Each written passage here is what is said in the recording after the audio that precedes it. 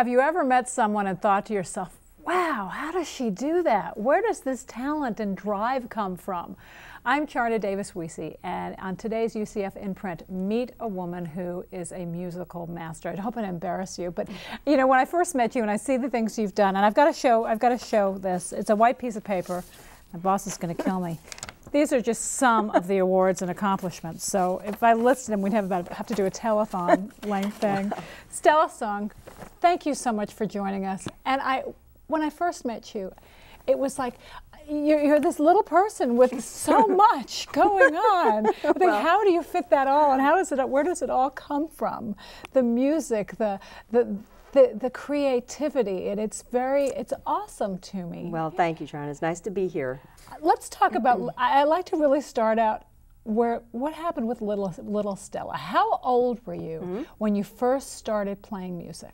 Well, I first started piano lessons at the age of 6, and I had this piano teacher whom I hated, one of those people around the block, and she was actually one of those old-fashioned teachers which would hit your hands with a ruler. With a ruler? Yes. I had one of those. So that lasted, in my memory, it lasted for about like 2 weeks. Maybe it lasted a little bit longer. I'm wondering if there was a book in piano teaching for dummies that said, make sure you buy a ruler. Right. I don't know, but it was bad.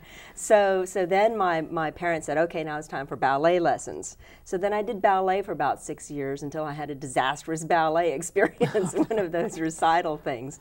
And then I went and started piano again, and then I had a very good teacher who was so really it wasn't patient. Until you were again like 12? About 8. Oh, about 8, after a couple of years of ballet. So. Yeah, so then I started back at piano when I was 8 and had a really wonderful teacher. And then she got to a point, actually about when I was 10, and she told my parents, you know, this is about all I can do with you know, Stella.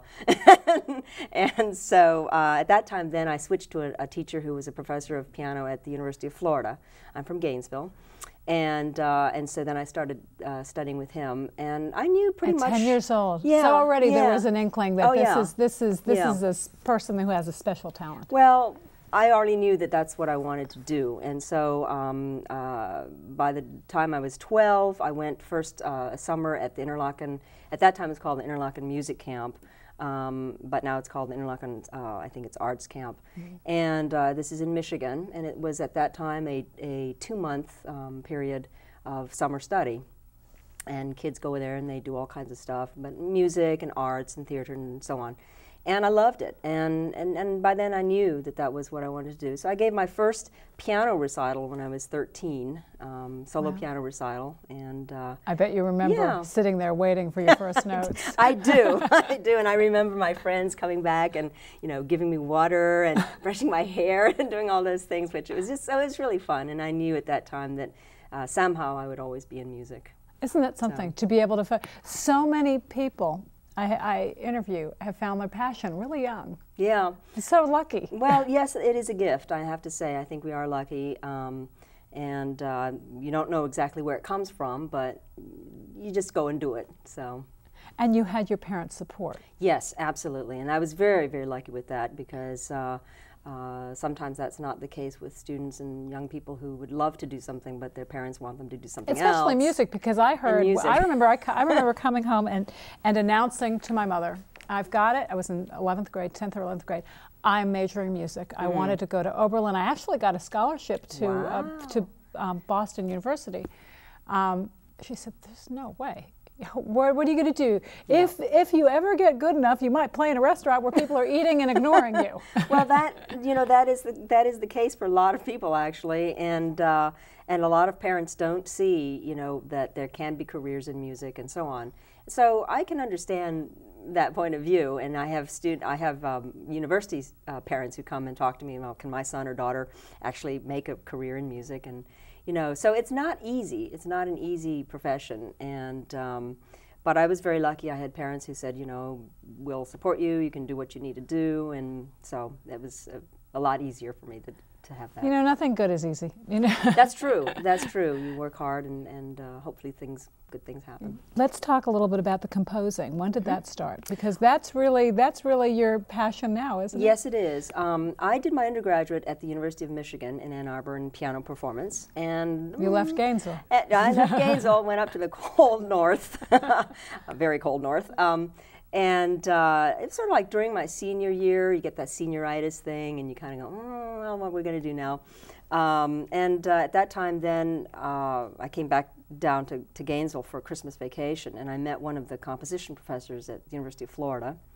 And he was really nice, and we played some chamber music. He was a cellist and so on. I said, okay, this is pretty cool.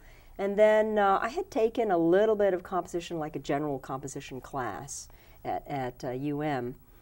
So then when I finished at UM, it was kind of like, well, okay, maybe going back to Gainesville to do a master's degree wouldn't be so painful, even though living with parents. Mom and Dad will be watching over me. Right. I've been on my own for 4 years. Right. But it was very good. I went and did my master's there in composition. And realized you saved a lot of money with Mom and Dad. And saved a lot of money. And after initial, brouhahas and fights, everything calmed down. It was fine. But I still had this desire to keep doing piano. So I went out to the University of Texas at Austin, and I have my doctorate from UT Austin in piano. But all that time I kept composing.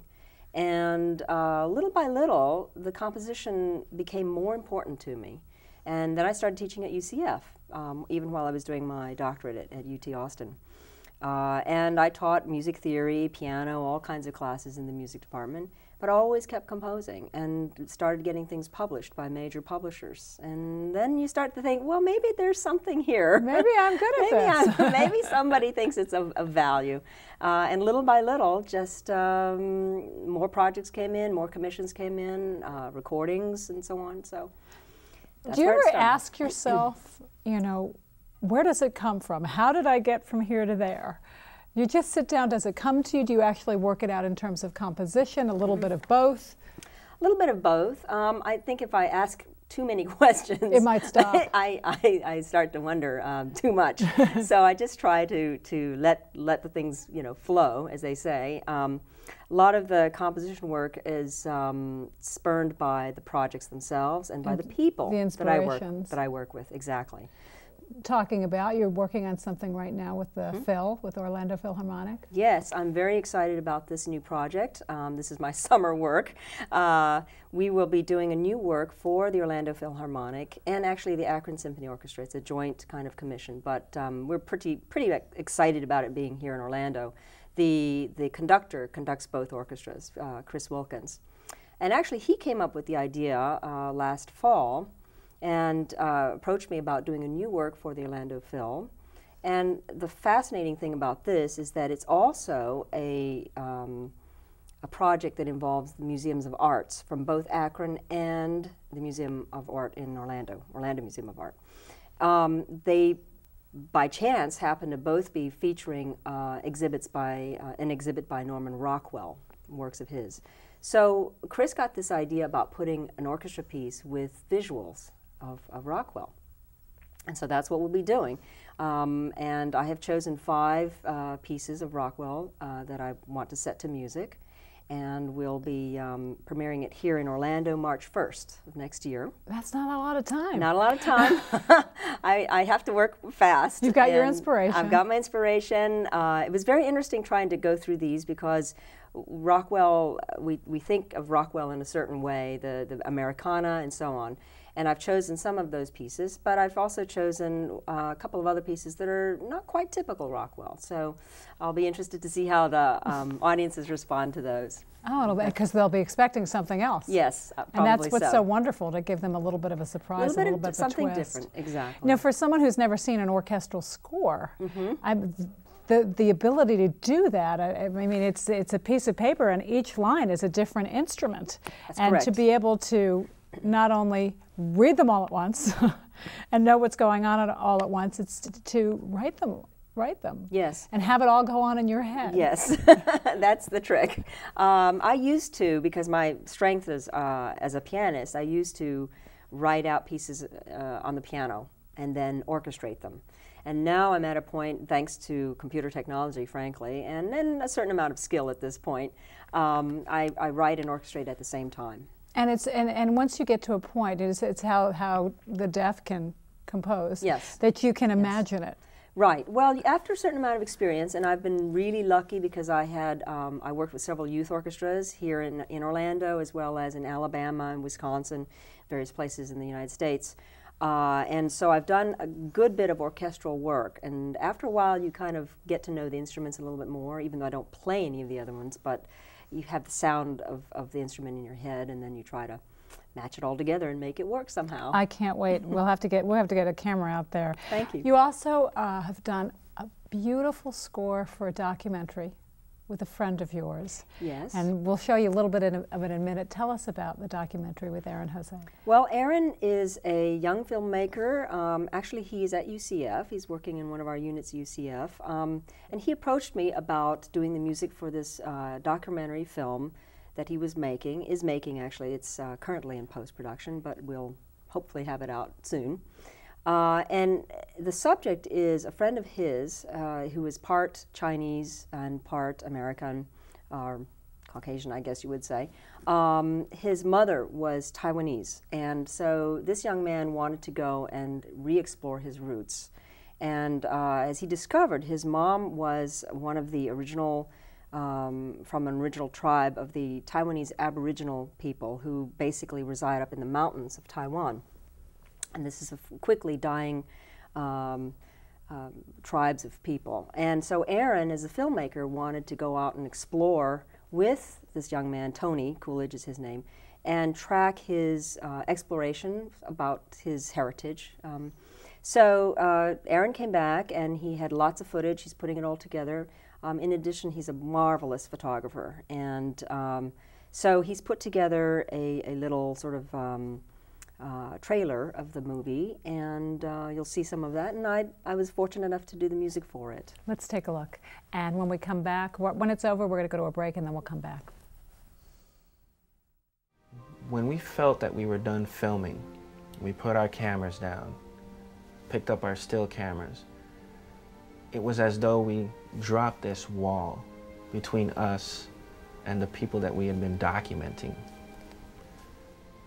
And it really allowed us as photographers then to really connect with them on a more intimate level, not only through video and through this documentary, but also through the exhibit, Time in a Disappearing World.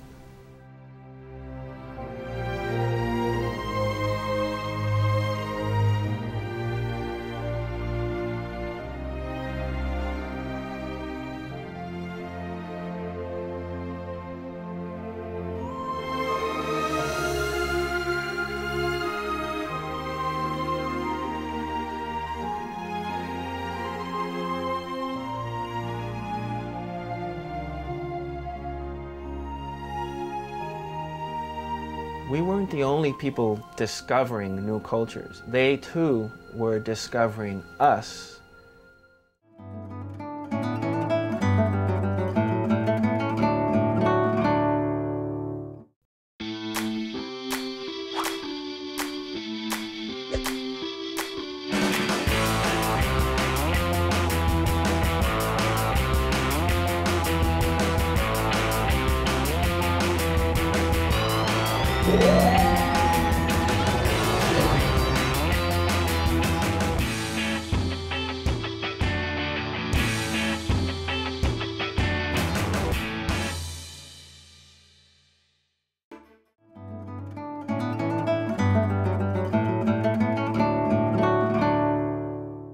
We're talking with Dr. Stella Sung, and you just got to look at a documentary that Stella was able to do a soundtrack on, and unbelievable. It's almost haunting, and it fits so perfectly. Thank you. So did he bring you the finished documentary? Well, and you did the music, or he showed you part of it and you did the music, they edited to it? How'd that work? Actually, a little of both. I mean, there were segments that were finished and I just set the music, and then there were other segments where he showed me a little part of it just to kind of give me an idea of what he wanted, and then I would go into my studio. All of the soundtrack was done in my studio at home, so even the orchestral sounds are all from sample libraries that I have at home. But so we sort of put it together in various bits and pieces, and when we do the final soundtrack, he'll have a picture-locked version for me, and then I will be working with him and developing the entire score. It's gorgeous. His photographs are amazing. The story is amazing, but I can't imagine it without the music. It almost seems like it's an organic, and it was it was made together. Well, thank you. That is the ultimate compliment. Thank you. Well, you know, it's also, I once seen something on the Academy Awards years ago, and it was leading into the awards for soundtrack, and or orchestral score for a movie. I don't remember exactly what it was. And they showed some of the greatest movies of all time with their music and then without, and it really made a huge difference. It does. It does. Music can contribute, and sound effects as well. Contributes greatly to a film. You can choose a bad score and it'll not help the film, but if you choose the right score and have the right music, it'll set everything: tone, mood, action, drama. It's that unspoken element of music that draws the emotions out from. And sometimes you don't even realize it's there. Yes, but it's stirring you anyway. In fact, that's the best kind of score, is when you're not really aware that it's there, but you might think about it, you might hear it, but somehow it works together, and you're not saying, "Oh, that score just, you know, it doesn't stick out," but you see the visuals. And ultimately, the best, I think, movie score composers are there to support the visual, support the film. And because you're as a viewer, you're watching the movie, you want to see what the movie is all about and the story that's being there. But a good score is a nice thing. We talk about the emotions that music supplies or helps stir. You're working on a research project, getting ready to work on a research project involving surround sound? Yes. For a couple of years, one of my interests has been to explore surround sound. I actually produced a DVD about 2 years ago where I had 12 pieces all mixed and mastered in surround sound. And I truly feel that that's sort of the new wave of audio for consumers as well as for theaters and so on. But we'd like to take a different look at surround sound and how it might affect the healing process. Many of us are familiar with meditation tapes and, you know, waves of music or waves of the ocean and so on, and they're relaxing and so on.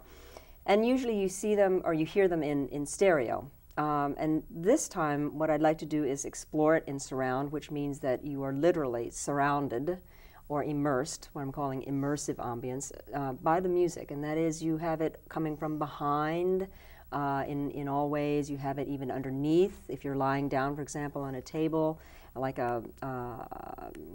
let's say, for example, a massage therapist type of table where there's space under the table. The sound would be underneath that, and so it's coming from all areas of your being, and you're going to literally feel this music. And so we thought we'd experiment this with the healing process, and we're looking at starting with a test group of breast cancer survivors and how they might be better affected by the sound. And we're looking for some support from the Susan Komen Foundation.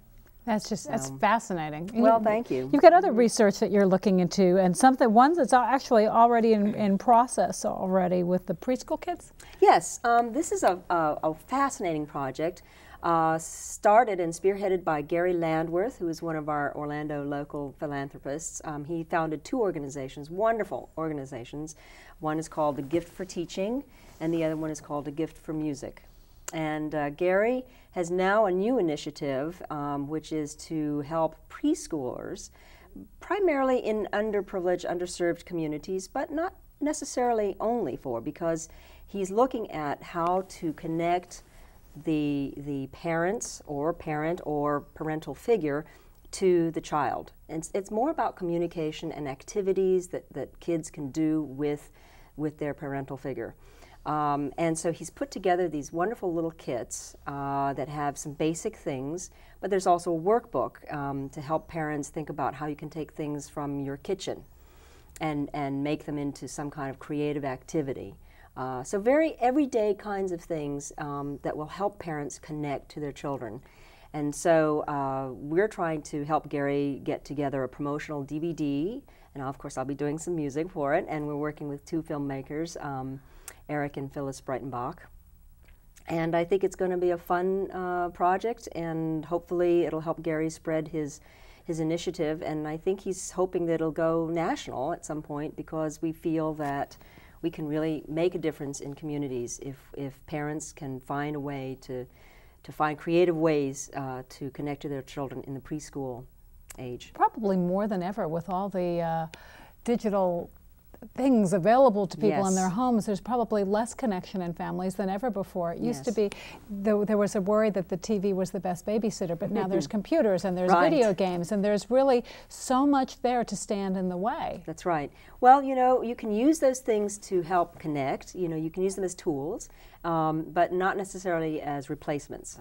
And I think one of the things that we're looking at is, again, how to connect the parent and the child in a very meaningful, close interaction kind of way.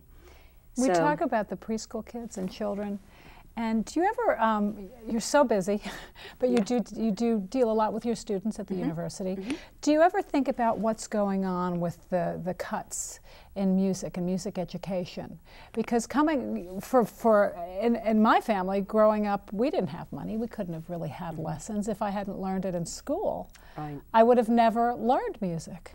And it worries me that it's not going to be there one day. Well, it is worrisome. And all of us in the music education world, that is to say, music educators as well as people who are teaching music in any sense of the word, we do worry about it. We are concerned about it. There are many initiatives to try and support the schools with music programs, because it's very important. We know that music does affect learning and can contribute because you're using different sides of the brain. So we hope, I certainly hope, as someone in education and in teaching, that we'll be able to find ways to keep music in the schools. And one of the wonderful things with Gary's program, A Gift for Teaching, for example, is that organization provides literally hundreds of children with free after-school music lessons. It's just an amazing thing. They had a gala recently, and where they have all these students come in, and literally hundreds of kids, and they all have little violins. They started with a string program, but I think they're going to expand to other areas as well. I've never even heard of that program. That's wonderful. Well, we'll have to get you involved. Get me involved. Get them out over here and let people know, because it's very wonderful. expensive. Music lessons for children are very, very expensive. Yes, and you know the payback for Gary and for all of the staff and people that work with him, for me as well.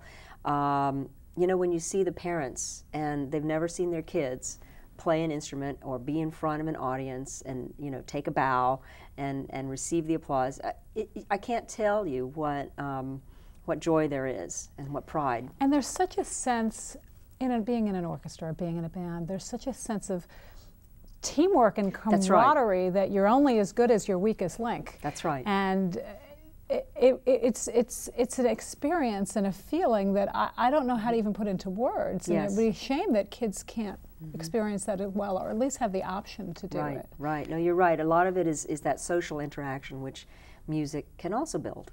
So we also get the excitement of going along with the football team. Yes, well, that's good too.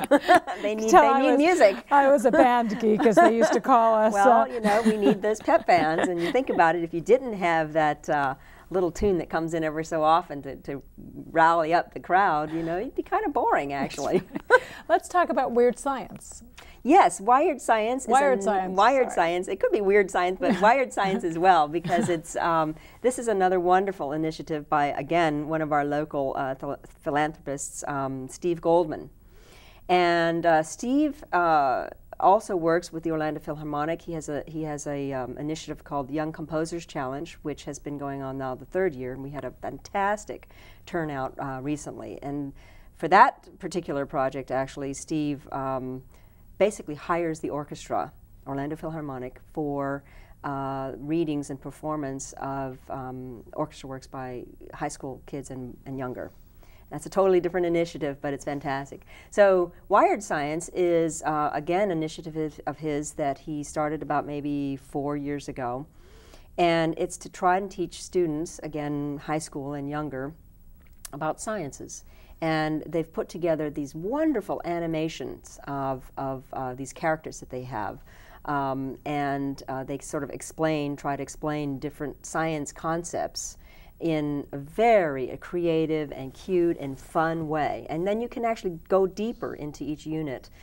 So we're exploring this now and trying to see how we can create more units for it and actually get it out into the schools. We're looking for science, National Science Foundation, but actually more locally at home, Orange County schools. And it's true how much music can help you. I remember when my cousin and I were in trigonometry, we used to play guitar together and write our little music, and we were thinking, all we had to do is hear a song on the radio once or twice and we knew the words. Yep. But we couldn't memorize this trigonometry stuff. So we put chords to it. Wow, now isn't that creative? So that's we'd be wonderful. sitting there.